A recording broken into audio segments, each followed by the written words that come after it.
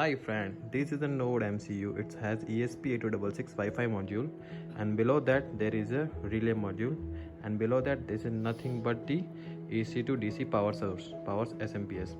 So let's check with how it works. Now I fit my board into this light board, and when this is my remote, you see this is the mobile.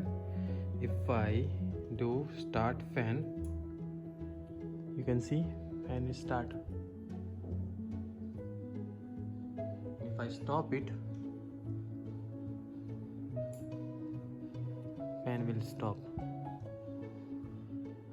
Wait, and if I this is a light, and if I start light